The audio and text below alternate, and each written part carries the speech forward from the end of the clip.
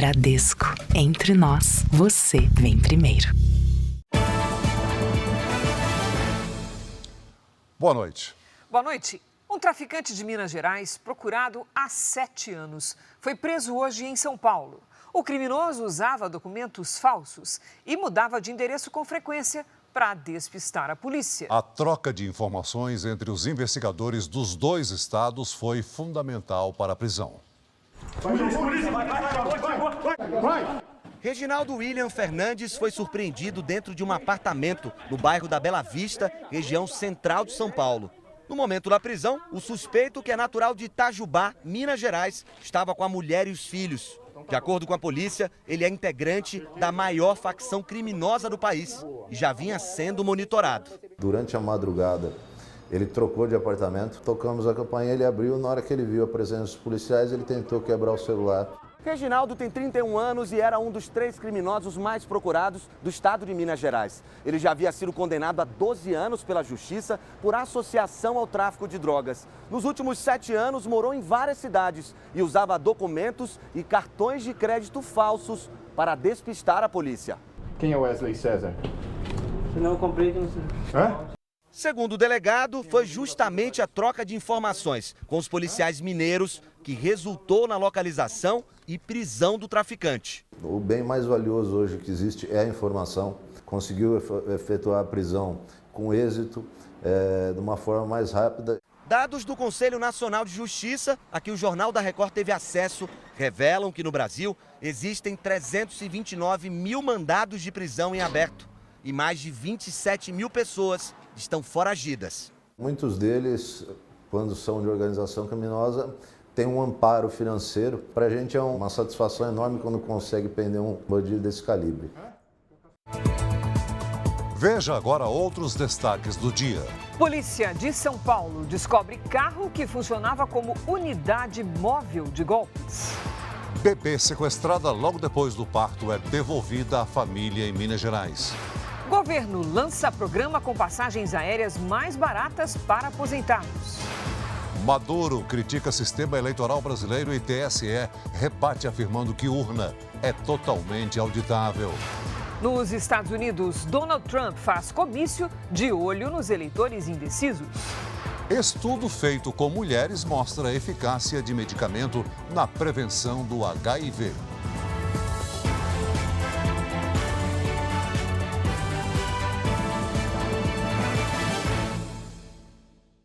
Oferecimento. Agora, a Casa de Investimentos do Bradesco.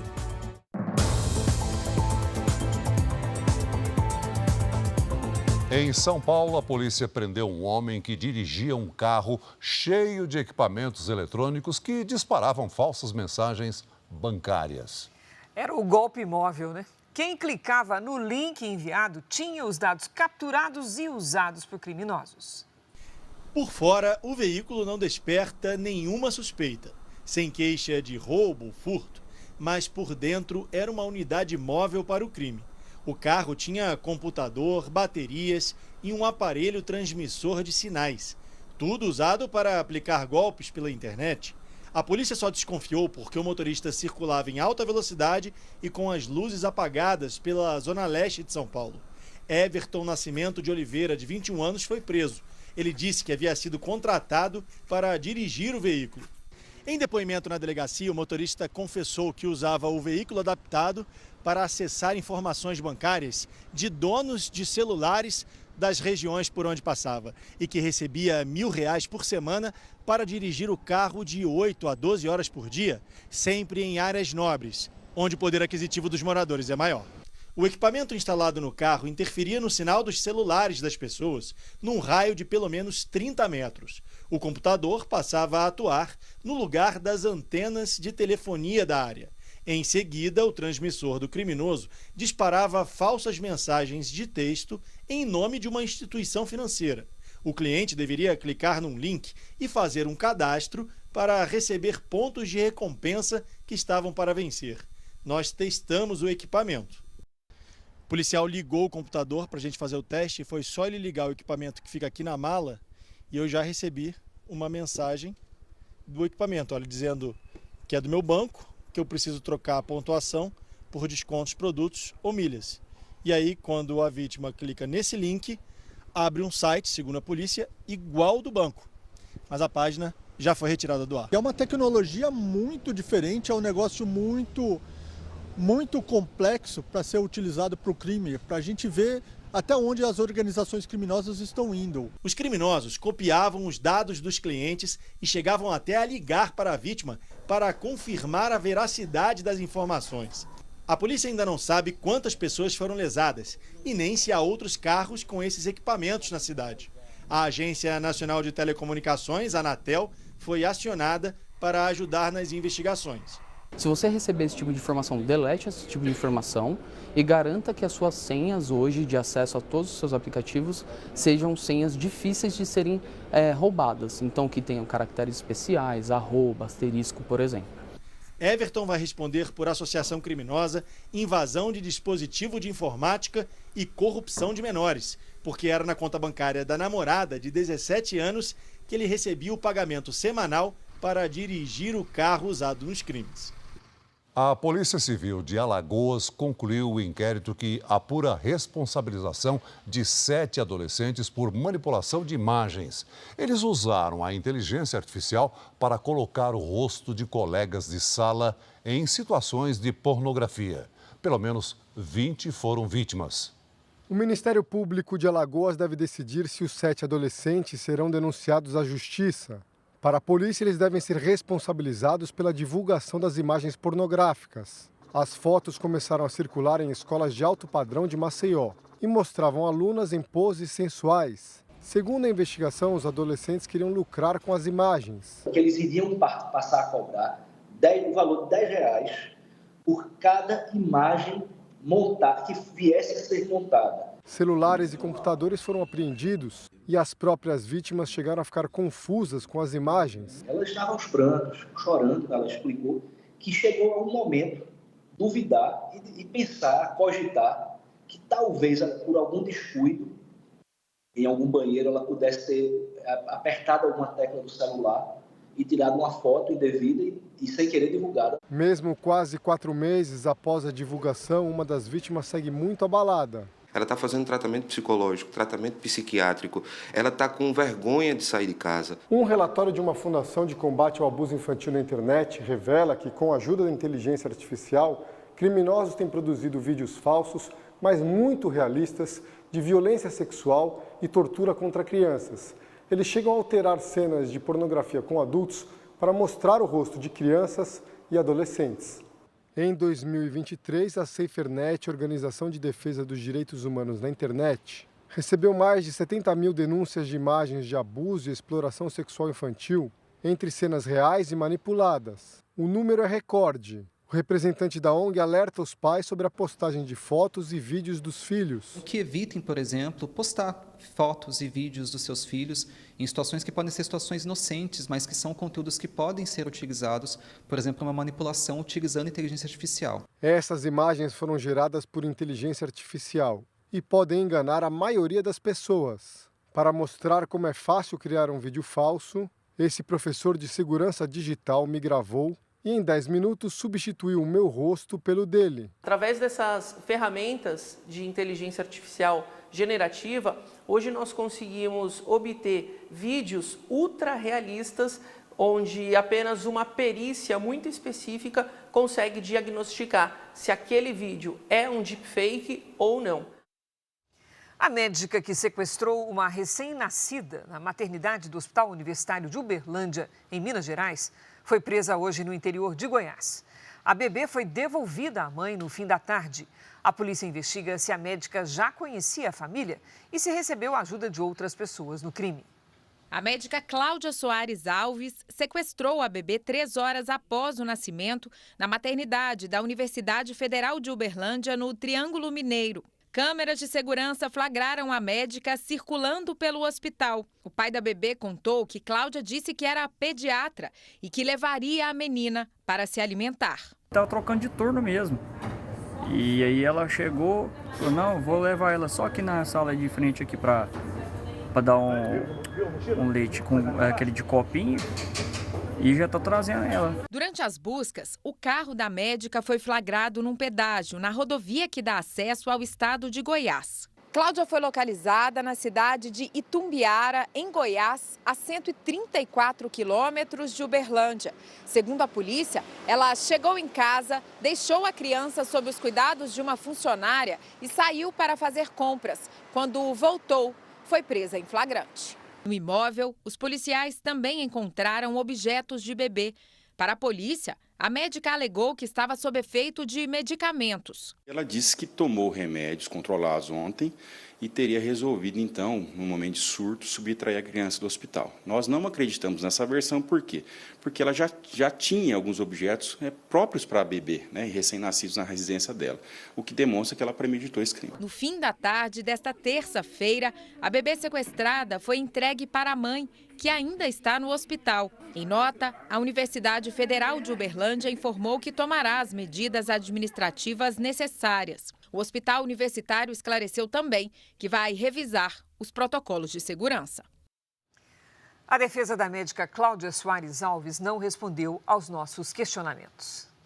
O tempo seco tem dificultado o trabalho de combate aos incêndios no Pantanal. A região já registrou mais de 4.000 focos de queimadas em 2024. Esse é o maior número desde o início do monitoramento há 26 anos. Olhando de cima, dá para ver as labaredas consumindo a vegetação nativa. Por terra, bombeiros seguem no combate noturno, despejando água para tentar apagar as queimadas. Mesma ação tomada pelos aviões durante o dia. Em menos de 48 horas, os incêndios já consumiram uma área do Pantanal equivalente a 10.000 campos de futebol. Um dos focos de incêndio foi causado por uma pane mecânica neste caminhão. As chamas ainda não foram controladas. No município de Corumbá, a região do Rabicho tem locais onde os bombeiros ainda não tiveram acesso. A partir de agora, a gente vai procurar pontos onde a gente consiga chegar com equipes em solo, com viaturas, com outros equipamentos, para manter o monitoramento, traçar outras estratégias de ataque nessa região que, nesse momento, é uma região crítica para a gente, em razão da dificuldade de acesso. Mato Grosso do Sul segue em estado de alerta por causa da baixa umidade do ar. E na região do Pantanal, a vegetação está ainda mais desidratada, porque não chove em grandes quantidades há cerca de 3 meses. Só neste ano foram 4.157 focos de queimadas, maior número registrado desde o início da série histórica, em 1998.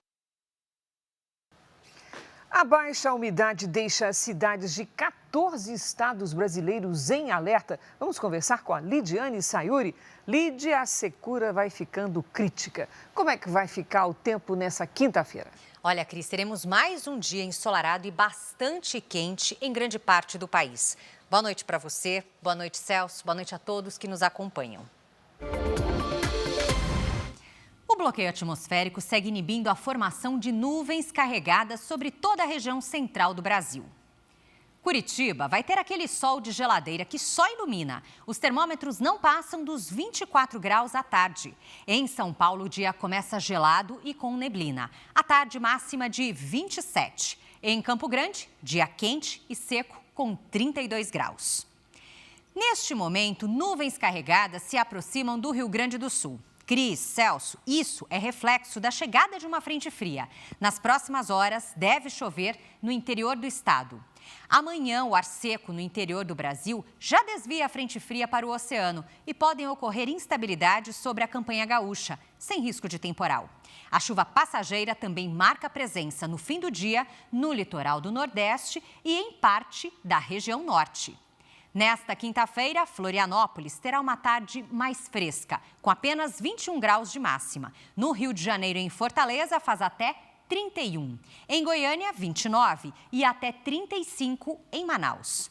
Vamos ao Tempo Delivery. A primeira participação é do Edmilson. Ele é de Valparaíso, de Goiás. Bem-vindo, Edmilson. Sem muitas mudanças no tempo. Os dias seguem ensolarados e secos. Na quinta, máxima de 26 graus. Na sexta e no sábado, os termômetros marcam até 27. Agora é a vez da Luane, de Curvelo, Minas Gerais. Boa noite, Luane. Olha só, sem nada de chuva para você até pelo menos o fim de semana. O amanhecer ainda será mais gelado, mas a tarde esquenta rápido. Na quinta faz até 28 graus. Na sexta e no sábado, 29. Faça como eles e participe do nosso Tempo Delivery. Escreva aí o seu pedido com o nome de uma cidade e a hashtag #VocêNoJR. Depois, é só postar nas redes sociais. Cris, Celso. Obrigada, Lidy. Ainda hoje, governo lança a primeira etapa do programa Voa Brasil, que pode beneficiar aposentados com passagens aéreas de até R$ 200. Polícia apreende em Goiás 20 pistolas e fuzis que seriam enviados para uma facção criminosa do Rio de Janeiro. Em agenda no Rio, presidente Lula lança a proposta para erradicar a fome em todo o mundo até 2030.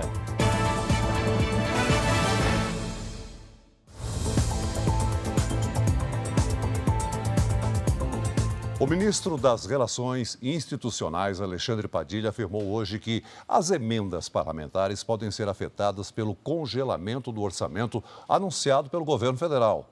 Foi durante o JR Entrevista.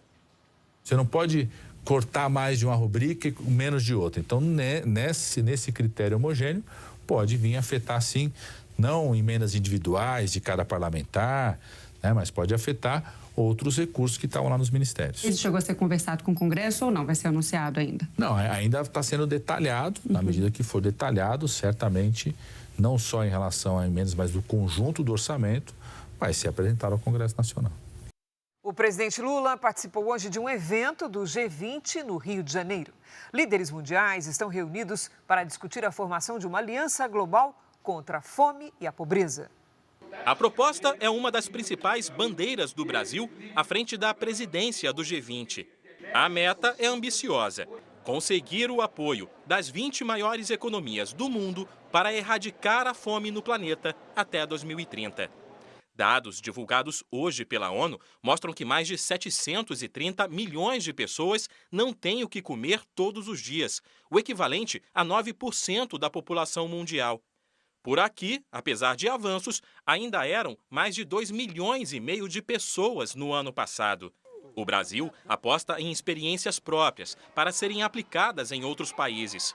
Entre elas, programas de transferência de renda, como o Bolsa Família, de alimentação escolar integrado à agricultura familiar, e o Cadastro Único, que facilita o rastreio do governo por pessoas em vulnerabilidade.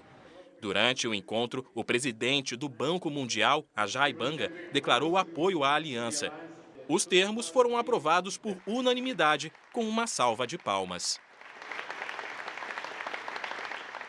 A adesão dos países à aliança será formalizada em novembro, durante a reunião de cúpula do G20.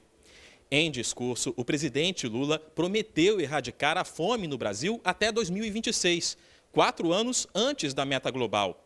E afirmou que o país vai oferecer apoio técnico, arcando com metade dos custos para implementar a proposta em todo o mundo. Vamos sistematizar e oferecer um conjunto de projetos que possam ser adaptados às realidades específicas de cada região. Em 2008, o G20 foi fundamental para evitar o colapso da economia mundial.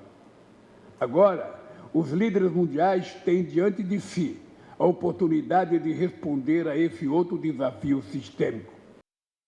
Cerca de 15 milhões de pessoas deixaram de passar fome no Brasil no ano passado. De acordo com as Nações Unidas, a insegurança alimentar severa caiu 85% no país.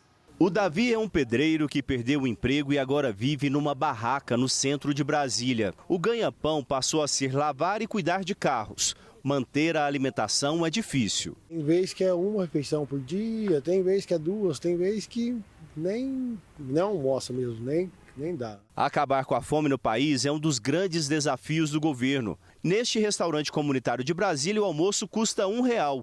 No cardápio, refeição completa, com proteínas, carboidratos e vegetais. É gostoso, eu gosto da alimentação aqui, é balanceado. e eu gosto muito de vir, sempre vim. O chamado Mapa da Fome, divulgado pelas Nações Unidas, indica que quase 15 milhões de pessoas deixaram a insegurança alimentar severa no Brasil em 2023. Mas 2,5 milhões de brasileiros ainda enfrentam essa situação. De acordo com o relatório da ONU, uma pessoa está em condição de insegurança alimentar severa quando passa o dia todo ou mais sem se alimentar, o que pode provocar danos graves, tanto à saúde física quanto à mental, principalmente em crianças. De 2022 para 2023, a fome severa, que atingia 8% dos brasileiros, recuou para 1,2% da população. Os dados indicam ainda que a subnutrição diminuiu de 4,2% entre os anos de 2020 e 2022 para 2,8% em 2023. 3 milhões de brasileiros saíram dessa situação, mas 6 milhões de pessoas continuam com subnutrição crônica. O Brasil, em 2023, foi a região do mundo com melhor resultado. Esses dados apontam que o Brasil tem todas as condições para ainda, neste mandato do presidente Lula, até 2026, tirar o Brasil do mapa da fome. No mundo, segundo dados do relatório, 733 milhões de pessoas estavam no mapa da fome em 2023, uma situação muito parecida com o período anterior. Veja a seguir.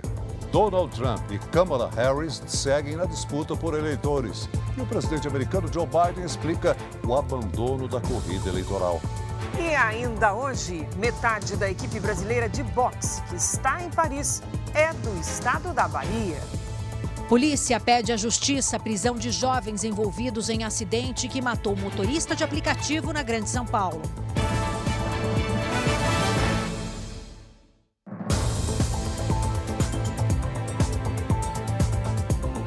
O primeiro-ministro de Israel discursou hoje no Congresso dos Estados Unidos. Benjamin Netanyahu fez um apelo pela união entre os dois países para acabar com o terrorismo no Oriente Médio. O líder israelense foi aplaudido de pé em diversos momentos por congressistas dos dois partidos. Netanyahu discursou por cerca de 1 hora e destacou a importância da união entre os Estados Unidos e Israel no combate ao terrorismo. No Oriente Médio, o eixo do terror do Irã confronta a América, Israel e os nossos amigos árabes. Isso não é um choque de civilizações, é um choque entre a barbárie e a civilização, disse Netanyahu. Em um outro momento, ele destacou que os Estados Unidos e Israel enfrentam os mesmos inimigos. Ao relembrar os ataques de 7 de outubro contra Israel, o premier prometeu resgatar e salvar todos os reféns que ainda estão sob o poder do grupo terrorista Hamas e garantiu que depois da guerra, a faixa de Gaza será desmilitarizada e desradicalizada. Netanyahu também acusou o regime iraniano de financiar protestos contra Israel. Do lado de fora do Congresso, manifestantes e a polícia entraram em confronto. Esta é a 4ª vez que o líder israelense se dirige ao Congresso americano. Desta vez, Netanyahu chega ao país em plena campanha eleitoral nos Estados Unidos. E em um aceno a republicanos e democratas, agradeceu ao ex-presidente Donald Trump e ao atual Joe Biden. Netanyahu deve se encontrar com os dois antes de voltar a Israel. O premier israelense também deve se reunir com a vice-presidente e pré-candidata democrata Kamala Harris, que recusou o convite para presidir a sessão de hoje. Uma pesquisa divulgada hoje por uma revista científica americana revela que um medicamento em teste na África evita novas infecções pelo vírus HIV. A fórmula injetável do lenacapavir foi testada em cerca de 5.000 mulheres da África do Sul e Uganda. O resultado preliminar revelou 100% de eficácia como método preventivo. São necessárias apenas 2 aplicações por ano, algo que, segundo os pesquisadores, poderia facilitar a estratégia para conter o crescimento do número de infectados pelo HIV. Tanto quem tomou a injeção como a política pública tem segurança de uma prevenção prolongada. Então, é um grande avanço na prevenção do HIV. O medicamento produzido por uma companhia americana já foi aprovado nos Estados Unidos, no Canadá e aqui na Europa, mas somente para o tratamento da doença. No Brasil, ele ainda não tem registro na Anvisa. Apesar dos resultados com o medicamento, o alto custo preocupa especialistas ao redor do mundo. O tratamento chega a custar $40 mil por ano nos Estados Unidos, cerca de R$225 mil. Um relatório divulgado pelas Nações Unidas nesta semana aponta uma morte por minuto no mundo por causas relacionadas à AIDS. A doença é ainda mais devastadora em países pobres.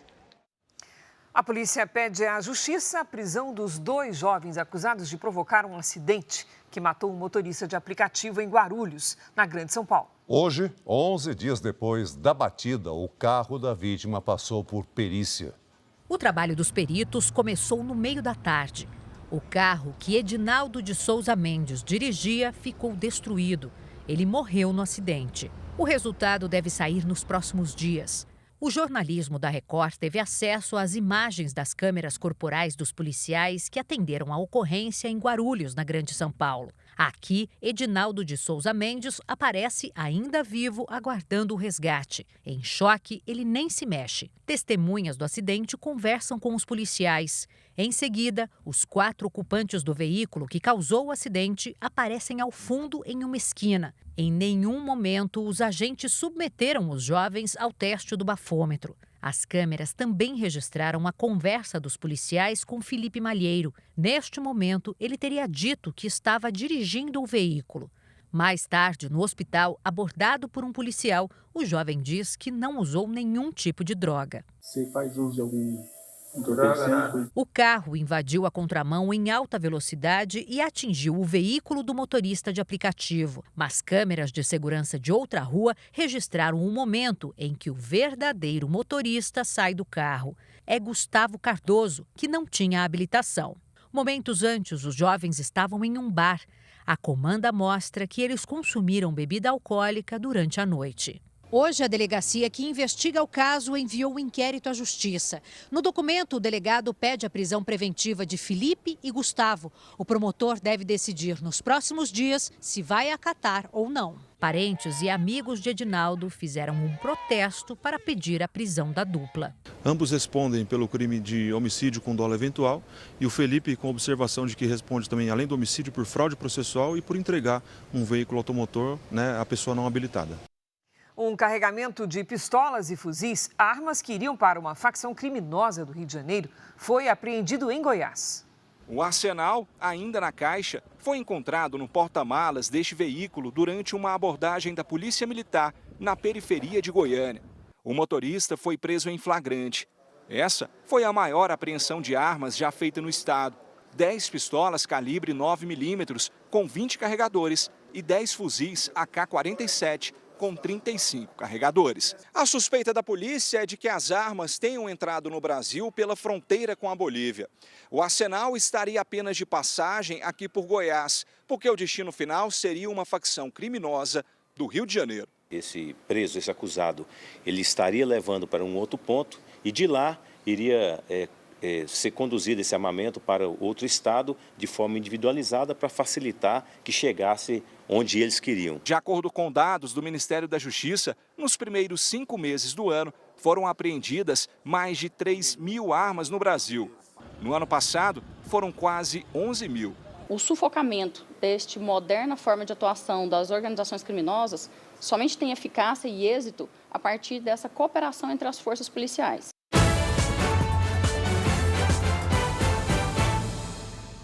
O presidente Joe Biden deve fazer daqui a pouquinho o primeiro discurso na TV, depois de desistir da campanha à reeleição. Já o republicano Donald Trump participou de um comício de olho no voto dos eleitores indecisos.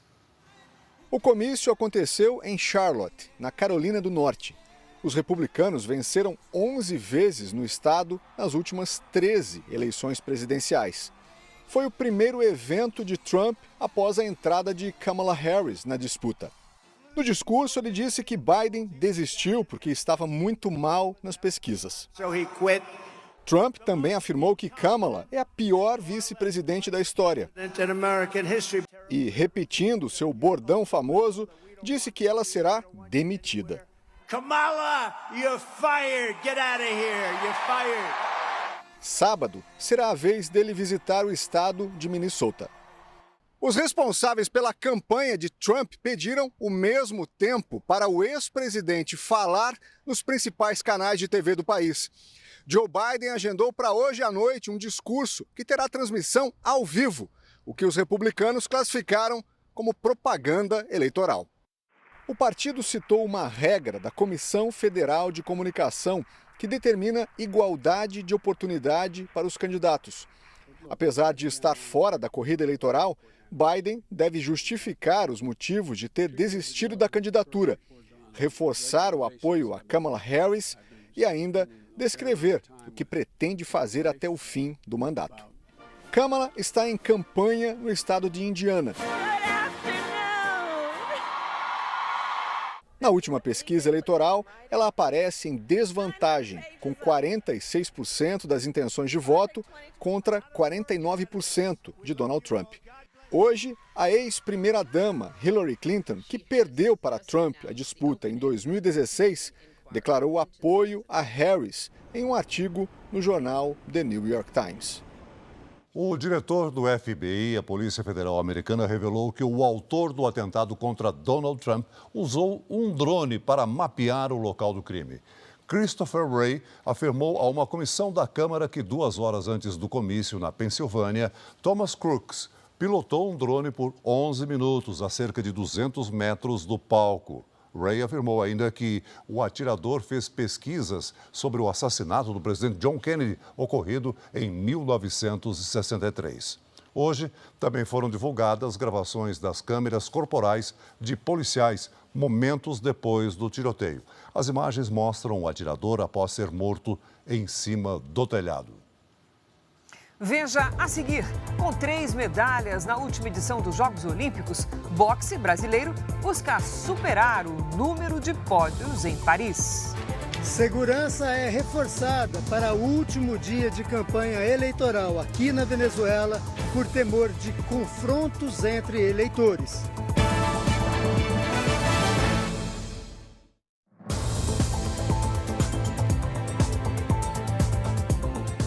Mais de 20 milhões de aposentados do INSS já podem comprar passagens aéreas por até R$ 200 no novo programa do governo federal.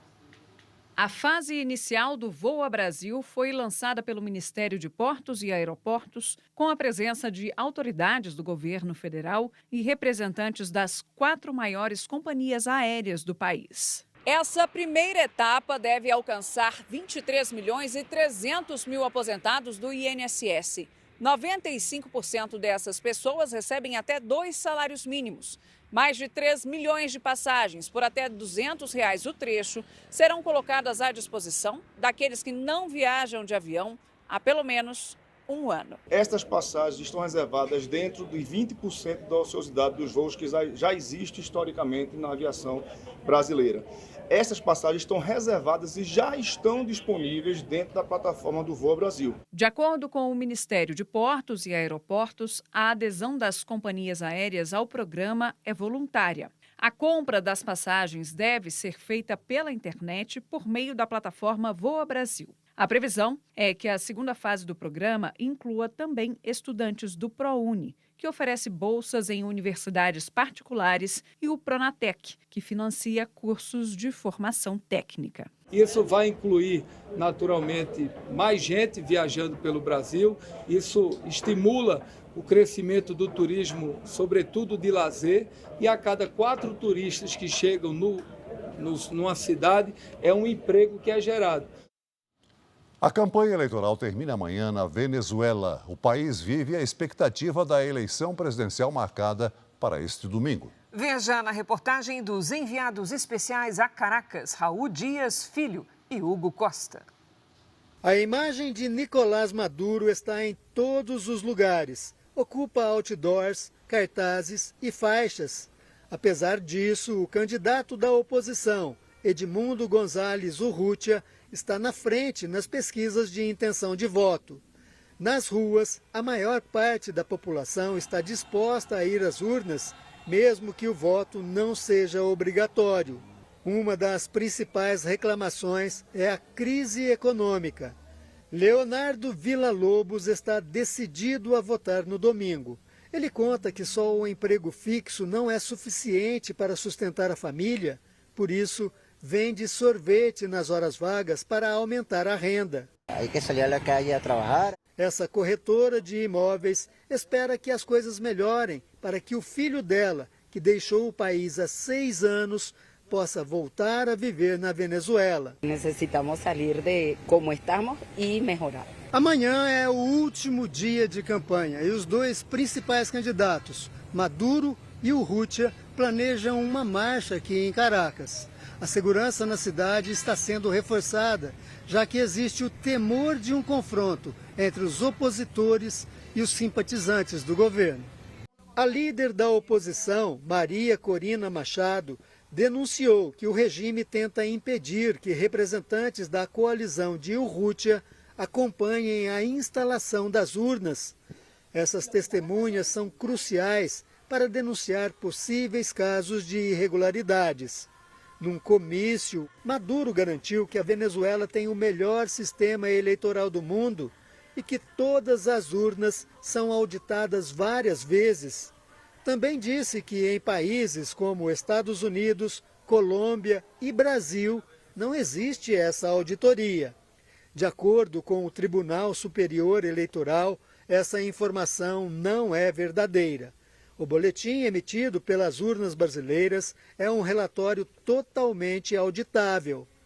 Maduro ainda falou sobre a declaração de que haveria um banho de sangue caso não vencesse e recomendou um chá de camomila para quem ficou assustado. Que se tome uma manzanilla.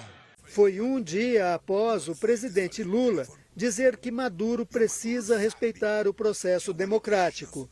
O governo brasileiro vai enviar representantes da Câmara e do Senado para acompanhar a eleição aqui na Venezuela.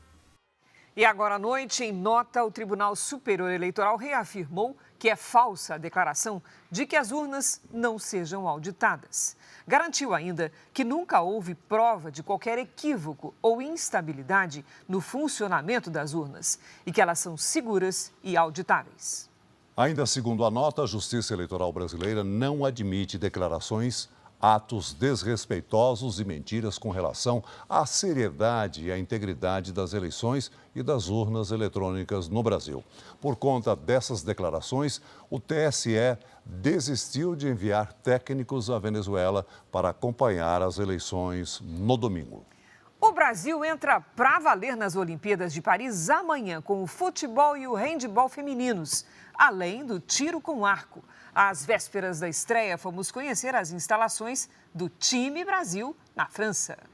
Esse local tranquilo, nos arredores de Paris, é a casa do time Brasil nos Jogos. O lugar se chama Saint-Ouen. O antigo castelo é o ponto de encontro dos atletas com familiares e amigos.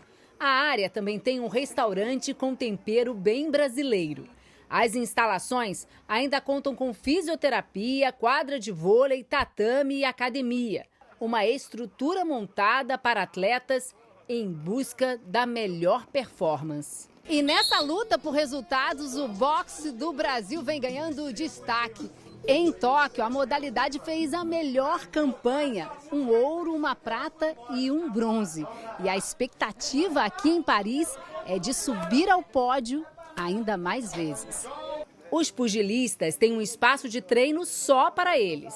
Das 13 categorias, o Brasil se classificou em 10. Bia Ferreira, peso leve, prata nas Olimpíadas de Tóquio e campeã mundial no ano passado, chega na melhor fase para a competição. A gente está representando uma nação, está representando muita gente que acredita, como estão nomeando aí o carro-chefe do time Brasil. Então a gente vai ir, vai com tudo, vai com essa responsa, mas que com muita vontade. Abner Teixeira é o super pesado do time. Compete na categoria acima de 91 quilos. Além de buscar a segunda medalha olímpica, vai acompanhar todas as lutas dos brasileiros. O que me motivou a continuar nesse ciclo foi ter chegado no pódio olímpico. Cheguei quase lá, não cheguei nas semifinais, cheguei no bronze. E eu botei na minha cabeça que eu queria ser finalista olímpico e é isso que eu estou buscando esse ano. Uma turma que promete brilhar nos ringues e também na arquibancada. Se mandar pegar, pega. Se mandar cortar, corta. É Brasil ou não é? É Brasil ou não é? É. Um dos estados que mais revelam boxeadores no Brasil é a Bahia. Metade dos lutadores que estão em Paris é baiano. Há mais de 3 décadas é assim. Aqui nesta academia e em tantas outras espalhadas por Salvador, é possível encontrar histórias comoventes e de luta. Muita luta. Uma realidade que Luiz Dória conhece bem. De boxeador vitorioso a formador de atletas profissionais. Tem gente que vem do Brasil todo para treinar com ele aqui na Bahia.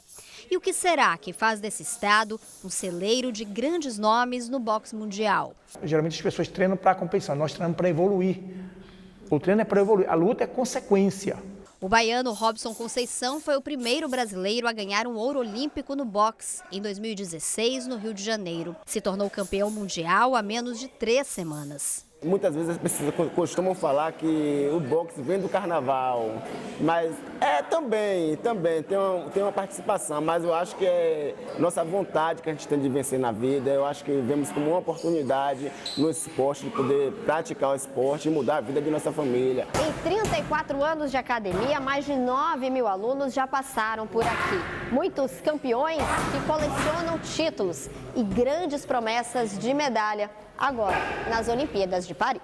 Herbert Conceição levou ouro na última Olimpíada, em Tóquio. Sempre que posso, converso com os atletas e falo, se abstenha de tudo aquilo que não vai te aproximar do seu objetivo. 24 horas pode estragar a vida inteira. Dos 10 pugilistas na delegação brasileira nas Olimpíadas de Paris, metade é da Bahia. Quase a mesma proporção de medalhas já conquistadas em Jogos Olímpicos, assim, dentro de um ringue. Das 10, 4 foram trazidas por atletas baianos. 2 ouros, 1 prata e 1 medalha de bronze. Eu acho que nós temos uma grande equipe, atletas jovens, porém com resultado, porque já passaram pelo ciclo olímpico e trouxeram o resultado, em especial os baianos.